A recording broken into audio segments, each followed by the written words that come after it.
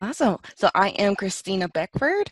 I'm currently a recent graduate. I live close to Philadelphia, and now I'm a software engineer. Thank you for doing this and taking this time with me, Christina. I appreciate that. So, my No first problem. question is, what did you do before tech? Before tech, I was in the Army. So I worked as a petroleum supply specialist for about 4.5 years, and I joined the Army straight out of high school. So that was my prior background experience. Thank you for your service. I genuinely appreciate that.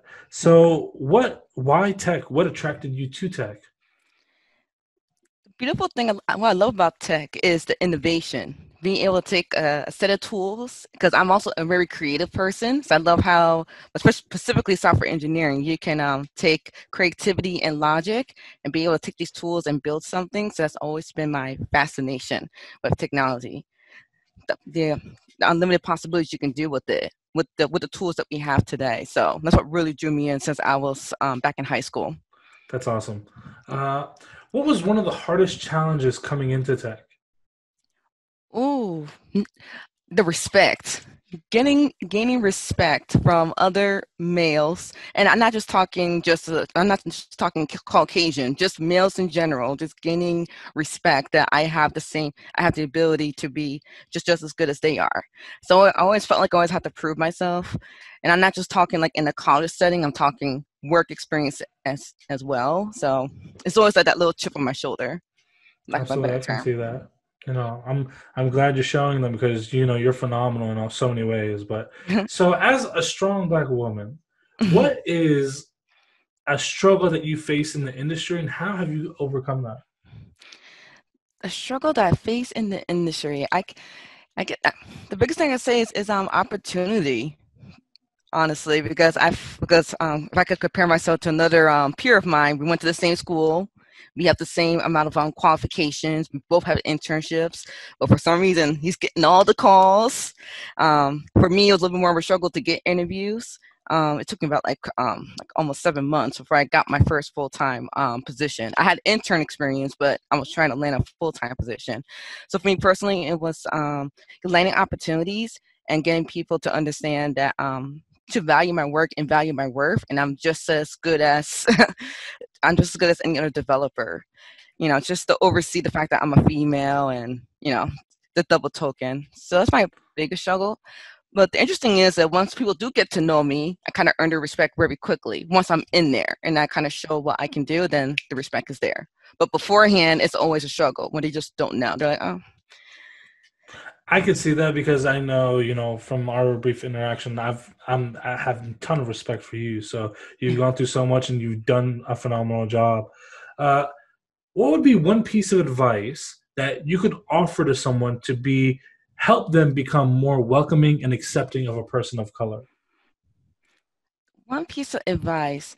The best advice I can give you is be yourself. Honestly, is you try to come off as someone who just becomes like a know-it-all. 'Cause I met people who are like they just come off as they're know-it-alls. They know a lot of things, and but honestly, people just like your personality. Just be yourself, honestly. And if they don't like you for who you are, then that should tell you that you shouldn't be a part of that company.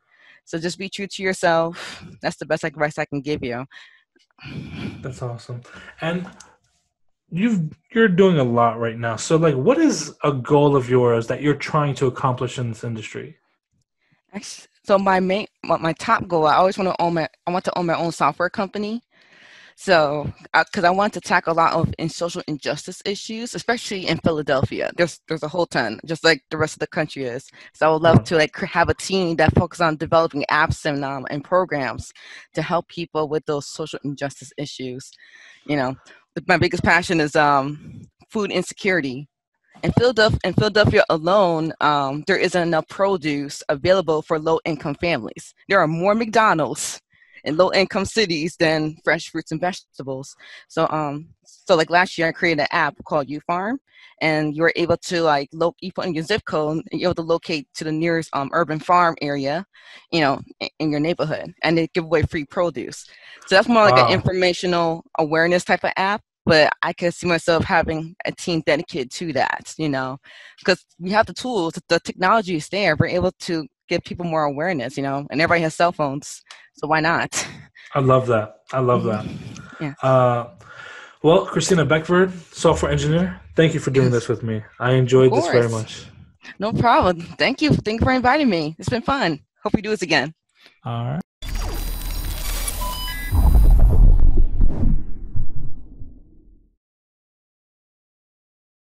Hello, I am Natalie Davis. I am a full stack boot camper, web dev, and I'm excited to be here having this conversation.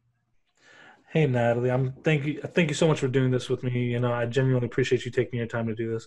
So, my first question would be, why tech? What attracted you to tech? So I had a pretty long and successful career in retail.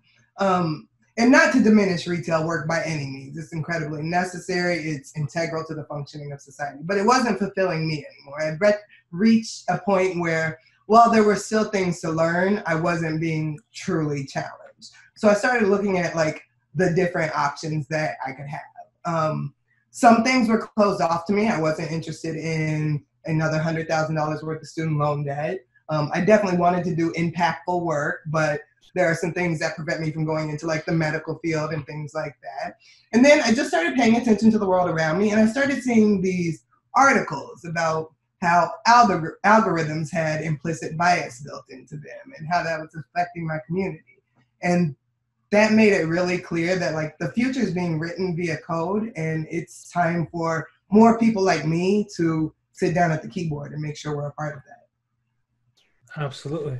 So, what about tech in particular do you find yourself going towards? What would you like to learn more about? What doors would you like open for yourself? Sure. Well, like I said, I'm currently studying and have a good handle on web development, but my secret like desire is to move into data science at some point. And I think the combination of being able to develop a user-friendly site along with the power that understanding how to use data and present that to an audience would just be incredibly valuable, and also another chance to put a different perspective out there. Absolutely. What is one thing that you find being very challenging for you at this stage in your career? I think the most challenging thing for me at this stage of my career is just moving from having like a rock solid resume where I no longer had to interview, recruiters would find me, I'd make that change when I want to just starting from scratch again and having to reprove myself as capable. Absolutely. I totally sympathize with that. That's exactly what happened to me on my way in. So, one question I have though, and we kind of talked about this before, but you're making this transition late in life. What is daring and interesting enough for you to make this transition now? And do you feel like maybe you have to work a little bit harder due to your circumstances? I absolutely do. I mean, coming into this industry that seems to be pretty youth centric at 40 is an additional challenge to my goal. But I've never ever been afraid of a challenge. And when I looked at like the bigger picture of things, I've still got at least 25 years left in this workforce. And I had to decide whether I was going to spend 25 years earning a comfortable salary but being really miserable, or if I was willing to take a risk and change things up so that the next 25 years in the workforce could be spent doing something I truly want to do. Now, I know at this stage it's got to be tough. You're going through it. What is something that keeps you persevering through these trying times? The importance of my voice being out there. Absolutely. No group is a monolith. I've had a myriad of really unique life experiences that causes me to view things probably from a much broader perspective than some people do, and certainly from a perspective that some people have never considered. And I think until we're really kind of listening to all the voices that exist in this country, we're going to continue to see turmoil. But it's not enough for me to just sit at home and think about those things. I have to position myself to be heard. And one of the ways that I can do that is by developing a rock solid skill set that no one can argue with. And I think that coding offers that, because you can say what you want about me being female or me being Black or me being elder or me being a combination of those three things. But what you can't do is argue with my code. It works. Absolutely. I always say code is colorblind. We make it do what we want it to do. So this comes to this very important question that I have to ask. As a strong Black woman, I'm going to go ahead and throw strong in there because I know you. As a strong Black woman, what is one piece of advice that you can give to someone to be more welcoming and accepting of a person of color? I mean, a part of it's got to do with self-education. There's not like a simple answer to that. But I guess if I had to like dilute it down and really simplify it, be empathetic, be a human being, like be more than the sum of your limited education. I love that. All right, Natalie Davis, future software engineer and data scientist. Thank you. I appreciate you taking this time with me. Danny, thank you for having me. It's been wonderful.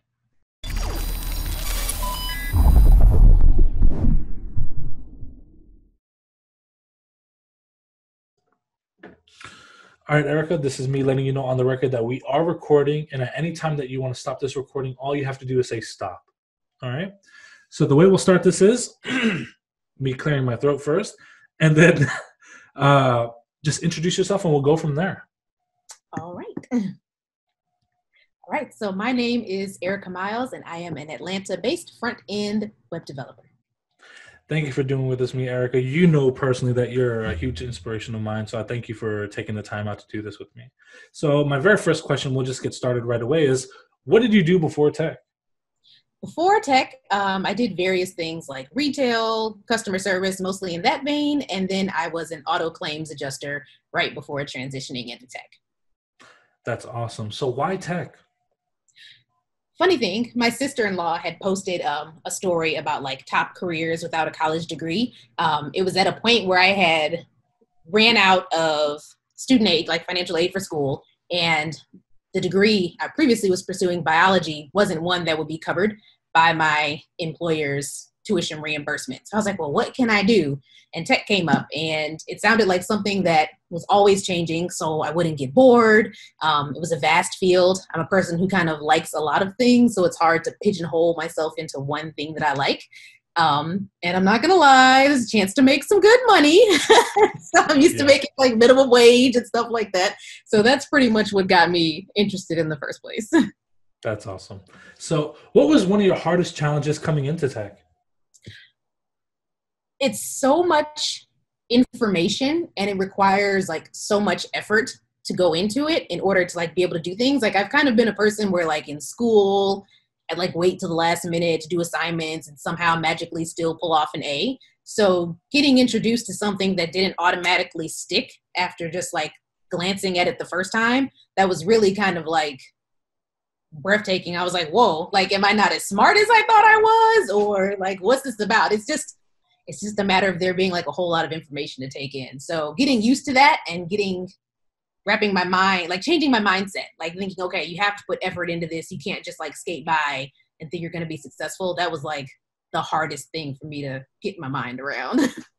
Yeah, I always feel like I have to work 5 times as hard as someone else just to retain the information. Forget about, coding, but just to understand what's going on. What's the question? As a Black woman in tech, what struggles have you faced in this industry, and how have you overcome it? Well, I'm lucky to say the people I like work with in person directly day to day, like everyone's really inclusive and really welcoming. But I do know like outside of that circle, sometimes there's kind of this feeling of people kind of like try to test my knowledge or kind of dig deeper to see if I really know what I'm talking about, that I don't think that they always extend to other people. So that's a little bit frustrating because I'm like, well, this is a skill-based industry. So obviously I have the skills to be here, but yet you're questioning me, and I can't help but wonder why that is. So, but I have thickish skin and kind of have to work through it, but it's frustrating nonetheless. That's a very common answer that I'm hearing today, to be honest with you. What piece of advice would you offer someone to be more welcoming and accepting of a person of color? It's going to sound direct, and I don't mean it to be like rude or anything, but check your bias. It's something that we all can do. And sometimes we do things without even thinking about it, that like let our bias influence our interactions with people. So just sometimes before you want to question someone's ability or skills or, you know, kind of think like, well, how did they end up there? Kind of take a step back and think like, would I ask this to somebody else? Or just kind of like treat people like you're equal, because then it's a lot easier for like organic interactions and things like that to occur. And for people to also be more comfortable with you. I like that. What is a goal of yours that you want to accomplish in this industry? What are you trying to accomplish? Oh, that is a good question. So I've always kind of been one of those people, and it's kind of what really got me burnt out in retail and stuff. I always feel like I should have some kind of purpose behind what I'm doing. Like I want to do impactful work. So folding clothes and stocking shelves at Target just wasn't hitting it. No offense for anyone who works at Target, but for me, I wasn't able to pull a deeper meaning out of that. So hopefully, I don't know exactly how that looks just yet, but I'd like to be someone who has an impact on other people and motivates other people and helps them realize that they too can like succeed in whatever it is that they want to do. That's awesome. And if you were to give a piece of advice to a beginner or someone new in the industry, what would that be? Be consistent. Like, even if it's like a small amount of consistency, even if it's 30 minutes a day, it totally adds up over time. You build like the habit through the repetition, and you will get to where you're going as long as you're focused and consistent. Do it. Erika, front-end developer, thank you for doing this with me. I enjoyed every second of this conversation. Thank you, Danny. I enjoyed talking to you as well.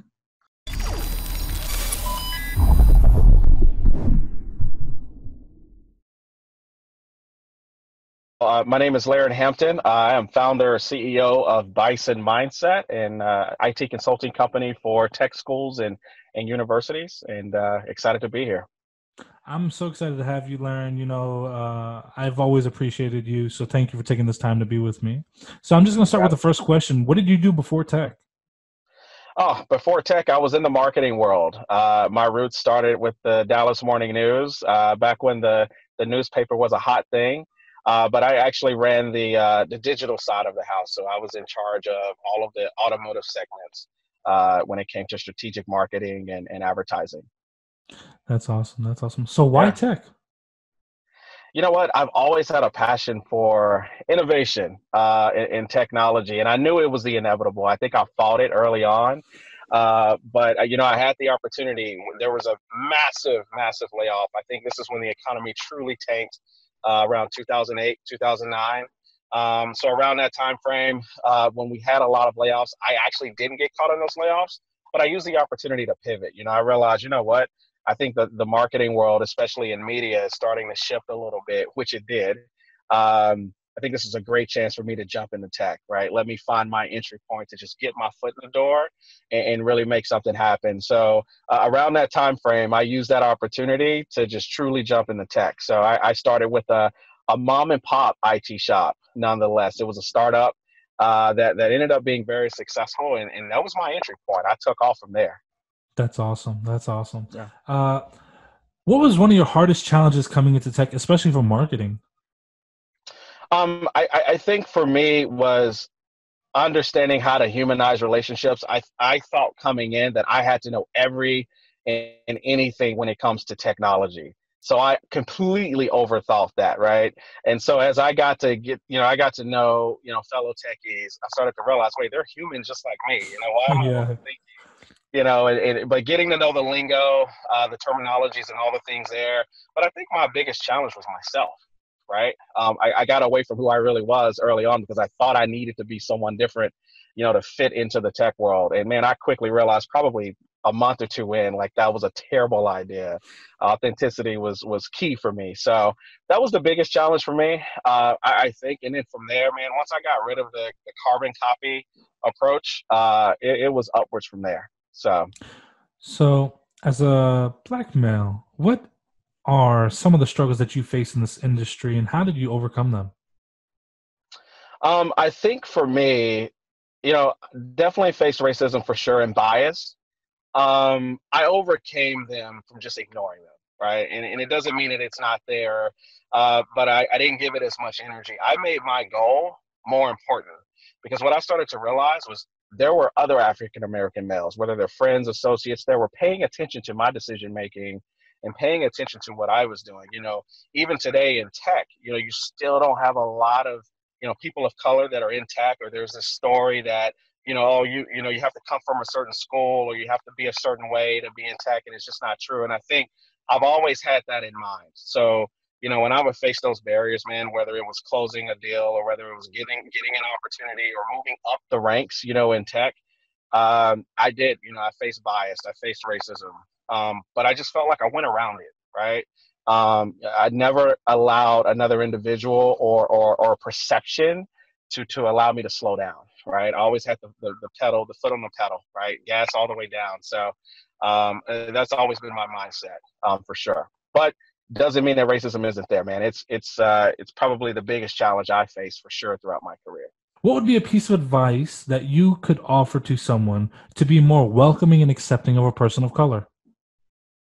I think it comes down to humanizing, right? You know, yeah, look, we have tons of different races out there, right?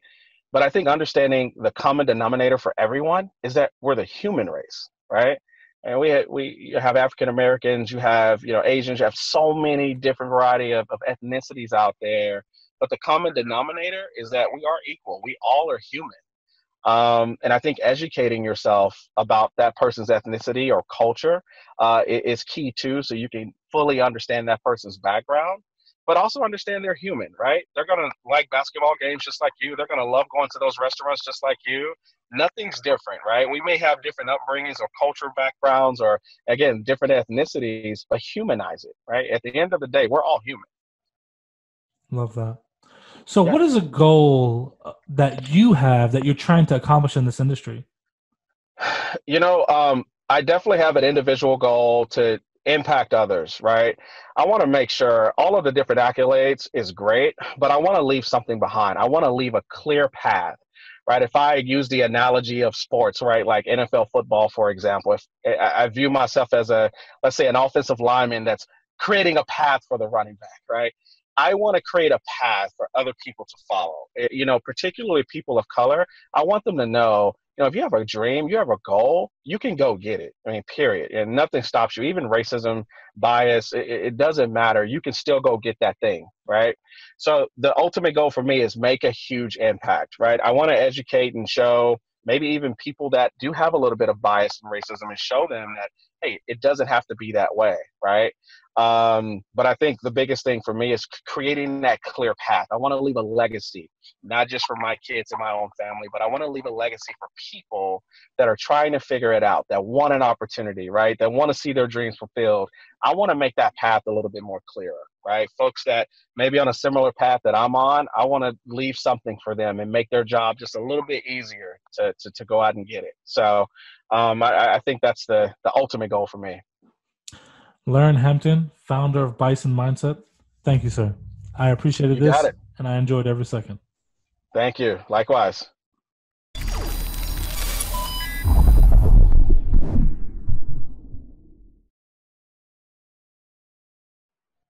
All right, well, hello. My name is Lawrence Lockhart. I'm a developer here in the Memphis, Tennessee area, even though I live in North Mississippi, to be technical, representing Mississippi, and I'm glad to be here today.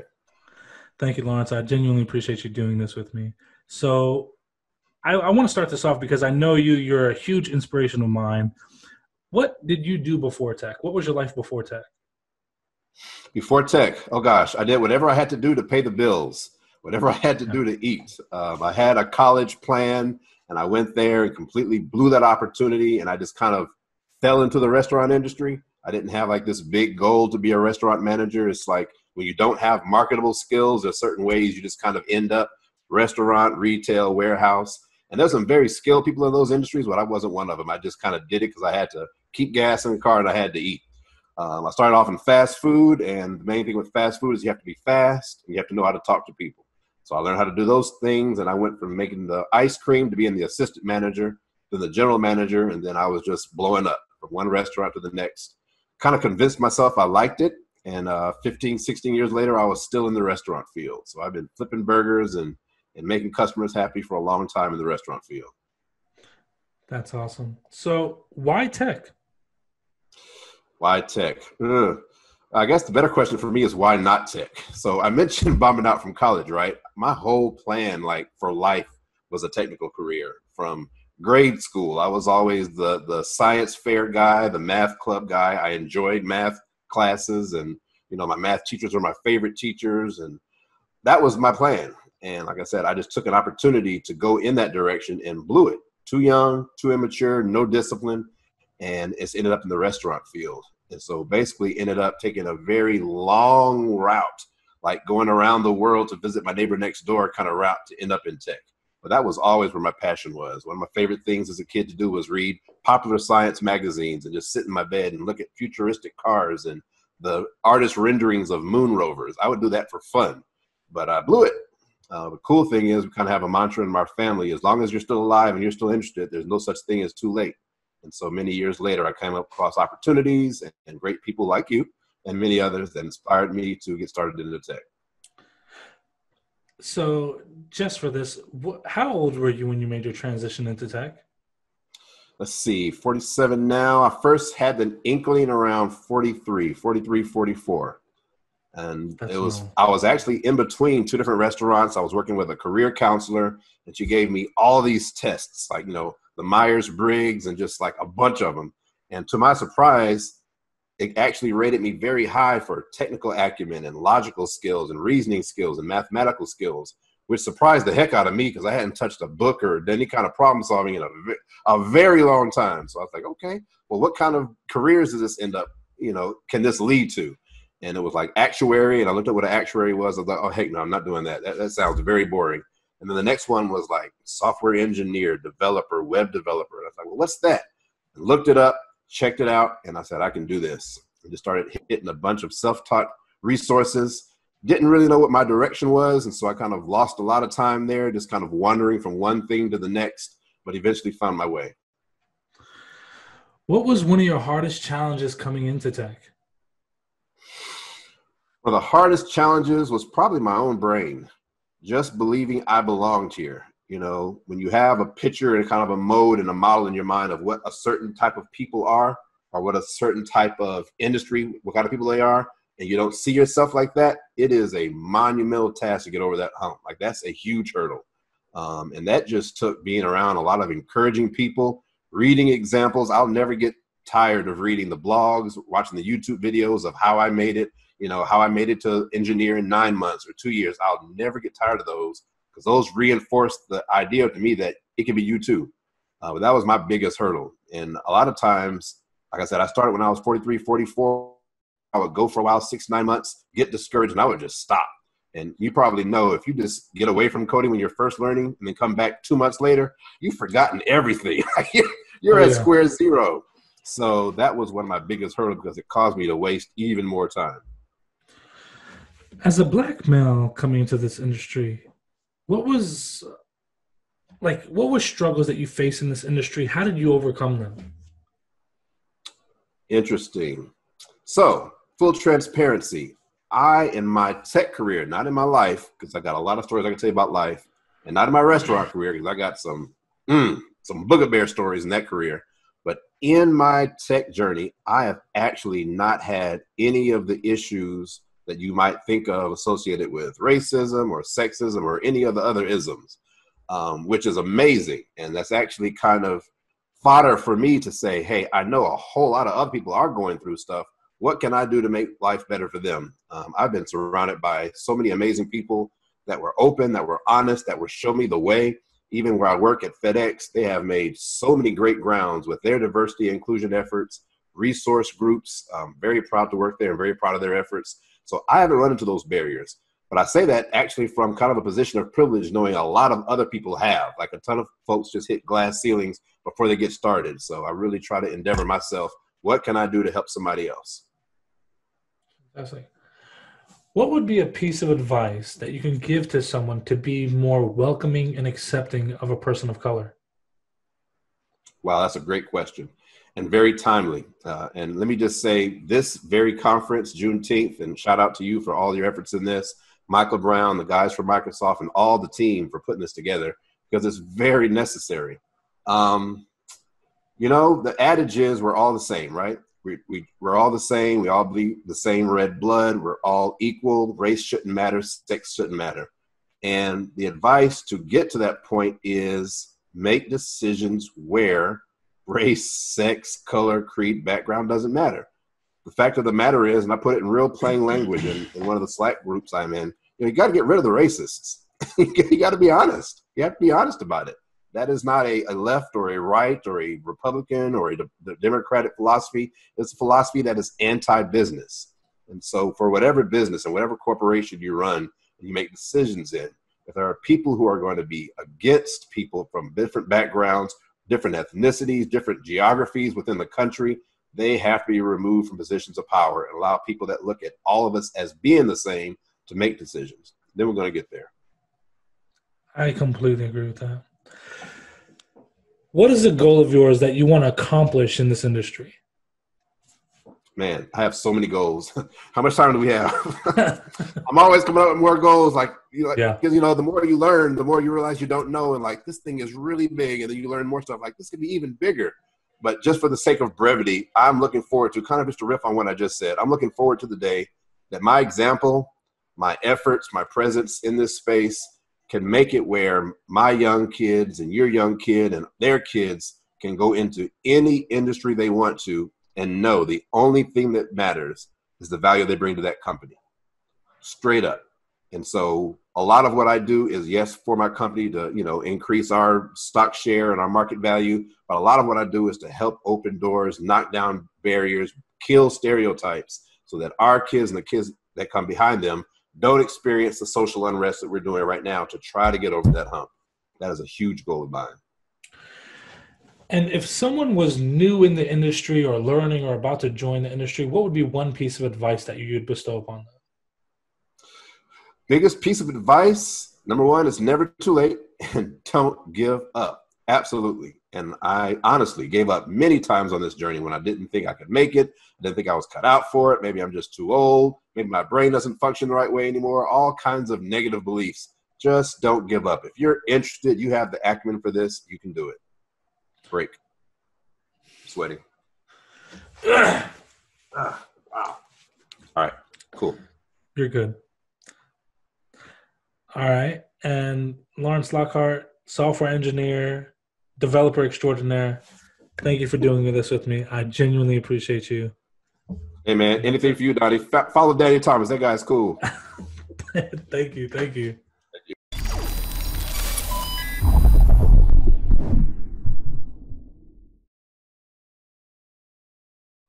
Hi, my name is Sultan. I can say Sultan. I'm a front-end developer and also a developer advocate. A lot of my work cuts across Nigeria, Ghana, Kenya, and Zambia.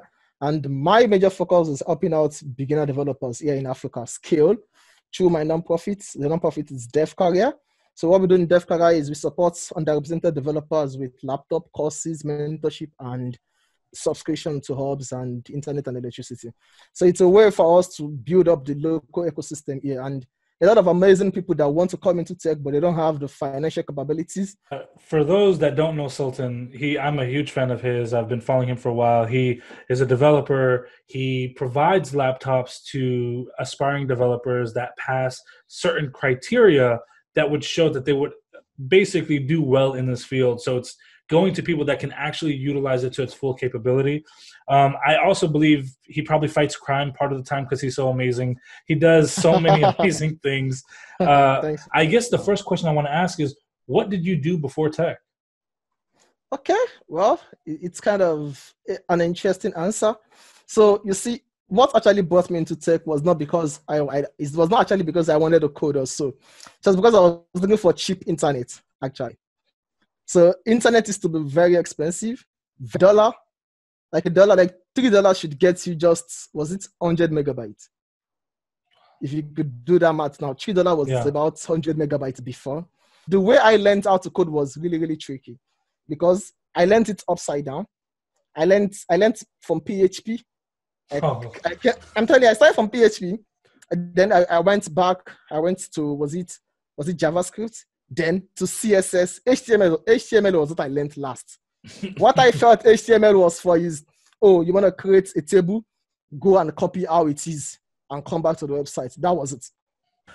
So you've helped a lot of people with your organization, DevCareers. How many people have you helped, and what do you see as your way to continue to be providing resources to people in that area? So we have 2 cohorts right now in DevCareer. The first cohort, we had 22 developers, so both male and female, and it was just in Nigeria only. So it was in 3 states in Nigeria, Lagos, Abuja, and Oyo states. That was the first pilot program. We had to just run things, and we raised £5,000 on GoFundMe, and we got support on iSAMS. So that was how we were able to afford the laptops and courses. We partnered with Pluralsight also.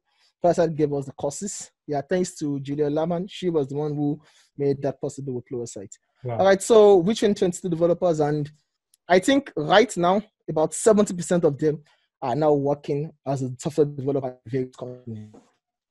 Like, I think that number is huge for me. I was expecting maximum of 50, but the first cohort ended in November last year, and as of now, even more than 70% of them, at least the first people who got a job after finishing DevCareer, got the offer before the program finished. That was the first person who got a job, got an offer before the program finished. Had a 3-stage selection process. One was the first registration where we select based on states and numbers. Then the second one was an aptitude test to get into DevCareer. Then after that, you do a coding test. So after then, if you now pass those 2 tests, the test is just basics for the mobile phone. If you pass that, then you can now come for a physical interview. So the second cohort is now, and it's in Nigeria, Ghana, Zambia, and Kenya. Now, the reason is because Nigeria is not the only country in Africa. And that was how we started up with Ghana, Zambia, and Kenya. But then we are still in Nigeria also. Nigeria is the base. So, of course, we're still in Nigeria also. But then the vision is not just Nigeria alone. As long as we can help you in Africa, we'll try our possible best to help you with that. So in total, you've given away 72 laptops. Yeah, 72 laptops now. That's amazing. And you're still... So what is your overall goal? Like, what are you trying to achieve in total with DevCareers? Like, what's the big picture? It can't be to just hand out 10 laptops here and there. Like, what do you really want to do? Yeah, well, now, when somebody asked me how we are actually seeing how we are calculating our progress in DevCareer, before I would have said, oh, it's just the people we train. If you're able to train 1,000 people in the next 3 years, I mean, those fancy stuff you read online, that was my answer before. But then, when I saw that, okay, this is way beyond training. I mean, these are people that they've never had a job before. Some of them have finished the university, and some are yet to even get into university. And now they have a life. I mean, they are working as a developer and they love it, and they are growing with time. So I think it's more like you empowering and you supporting people's life and career. It's not just about tech any longer. It's about you trying to empower fellow Africans and try to support their career in different parts you could. We do front-end with React, back-end with Node.js, data science with Python and Android. The first cohort, we used Java and Kotlin for Android, but now we're using Flutter for mobile app. So it's cross-platform. So it's all about the life, the improvement of life. It's not just about the tech. So I think that's like the base goal. That's like the vision I'm saying, that we could improve the quality of lives of people over here with the tech that we know. A lot of people are doing this with different aspects in their particular field. So I'm a tech guy. I feel this is the way I can do it with tech also, which is just that for me. To be honest, that's what motivates me as well. I used to be so obsessed with trying to make the most money, trying to make, get as much as I can for myself. And then something happened, and now I no longer really care about trying to make the most money for myself. I'm focused on how many lives can I affect. And I really get so much joy when someone reaches their goal that they're striving for. When I see someone get their first job in tech, they almost want to cry. They're so happy. I'm telling you, the feeling is amazing. When somebody sent me a message I think it was 2 a.m. I was like, oh, I just got a job right now. I was like, wow, this was a long time ago. The lady sent a voice note and she was very happy that this was my first job. I never believed that I could do it. Like, well, welcome to the club. Somebody sent me a message also recently. It was midnight also. I think probably 11 p.m. I woke up the next morning and I saw the message. Like, she said, it's like, I couldn't keep it till the morning. Let me just quickly tell you now. So that feeling is really amazing. Yeah. I'm grateful I'm able to do more. So one thing that we discussed is there is a big problem with Nigerian candidates applying to companies that want to hire international workers, but they don't want Nigerians. They're showing favoritism to other countries. Can you tell me about that? Well, it's in a lot of companies, and it's really something that actually affects me a lot. Maybe not physically, not personally, but I've seen this community strive to actually achieve certain goals and certain milestones. And when the issue of nationality just comes in, it's like a roadblocker. I've seen amazing developers that they are really amazing and they are great and they are good. I mean, when you meet developers that are good, you know this person is good. And then they apply to a company, and after passing all the stages, the only roadblock there was, oh, you're a Nigerian? No, I'm sorry. I think there was a time where the company actually said, okay, if you can leave Nigeria and come over here, and then we would actually accept you, but you can't stay in Nigeria and work for us. Things like that is not really helping the ecosystem. Now, there are some companies there are a lot of reasons why companies won't hire from Nigeria. It's on them. You can't actually force a company to hire from a certain country. It's acceptable. But the issue is when you allow a candidate to actually apply, to take your tests, to have several calls with you, only for you to say, oh, you qualified, but we can't accept you because you're in Nigeria. Okay, we're not going to force you. It's not a must. You come to your office or so, but just don't let people go through that stress. It's draining. It's not cool. That's just what I can say about that. I agree. It's tough to go through the entire process and then be told that you're not allowed to apply because you're from Nigeria. Instead of letting you know on the front end, we're not considering that country. Like we would consider, for example, Egypt, which is in Africa, but we're not going to consider Nigeria. Exactly. It's a big problem. I get that. So my question now is, what would be a piece of advice that you would give to a new beginner or an aspiring developer? What would you tell them to keep doing? Well, I think somebody asked me this question yesterday. Was it Tejas? And I think the answer I gave was still the one I would want to give now.